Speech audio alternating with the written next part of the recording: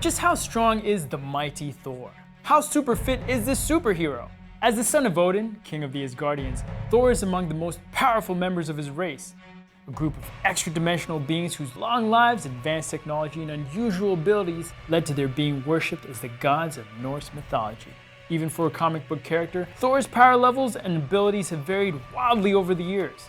So for the purposes of this video, we're going to concern ourselves with the version of Thor from the Marvel Cinematic Universe, played by Chris Hemsworth. Yeah! Here's the thing about Thor that makes it kinda hard to figure out how strong he is. Throughout the movies, he's done plenty of amazing feats to show off his power, but most of them involve his hammer Mjolnir. Now Mjolnir doesn't just fire lightning bolts. Thor can summon it to himself wherever he is, and it goes exactly where he wants it to. In fact, that's how he flies, by letting the hammer tow him around. So to find out how strong Thor really is, we have to focus on the things he does without his hammer. Luckily, we have a whole movie that's pretty much about that. Thor Ragnarok, in which Mjolnir is smashed in the first part, and Thor is left to fight the Hulk on a gladiator planet without it. Both Thor and Hulk get their licks in during the fight, giving us a sense of how strong they both are. But one moment in particular gives us a chance to see how mighty Thor is. That's when he hits the Hulk with a giant non-mystical hammer hard enough to knock him the better part of a football field. Now the hammer Thor uses here is about as tall as he is, and the big metal hit on it looks roughly the size and dimensions of a small block V8 engine, like the one found in a Chevy Corvette.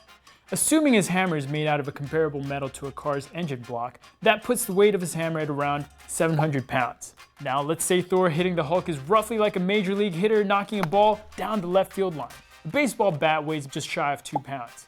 That means to get it going at the same sort of speed, Thor needs to be at the very least 350 times as strong as a big league batter. To help build up their hitting muscles, Major League ball players often do repeated sets of kettlebell swings. Most players use around 10-pound kettlebells for their workouts, so Thor presumably could do several sets with a 3,500-pound one. Or to put it another way, Thor could easily crack off a few dozen kettlebell swings with a brand new Porsche 911. But factor in that the Hulk is way bigger than a baseball, and it's clear that Thor is even stronger than that. Let's look at another moment from the movie. When he first lands on the gladiator planet Sakaar, Thor is attacked by a group of scavengers. When one comes at him, Thor grabs the guy and throws him a good 40 or 50 yards with one hand. To keep things in the baseball realm, that seems roughly as far as a strong man could throw a baseball with that same motion. A baseball weighs about 1/3 of a pound. Now if the guy Thor threw weighed about 200 pounds, that means he was throwing with about 600 times the force of a strong human.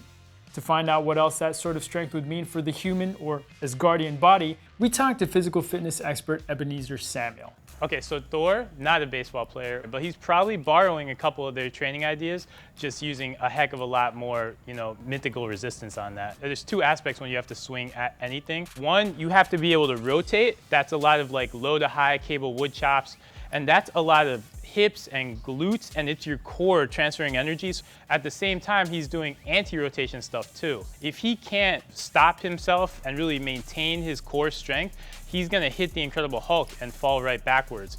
So he's doing a lot of anti-rotation stuff that's like paddle-offs, but he's doing paddle-offs again with bands that you haven't seen in the gym before, probably stuff that are straight from Asgard. And then you see one more thing with Thor, and that's just the grip strength. You see it when he's flinging that guy back behind him. That's forearm curls, that's plate pinch holds, that's just holding big plates and really squeezing them. When he does bicep curls, he's really squeezing that dumbbell because that's another thing that really develops your forearm strength. You know Thor is powerful. There's a reason that he's the only guy in the universe that can lift that hammer. There you have it. Based on his feats of strength, it seems Thor is about 600 times stronger than your average jacked guy of the same size. Of course, as a god, Thor doesn't really obey the laws of man or nature. So if you see him lifting a snake the size of a planet in the next Avengers movie, don't hold it against the writers.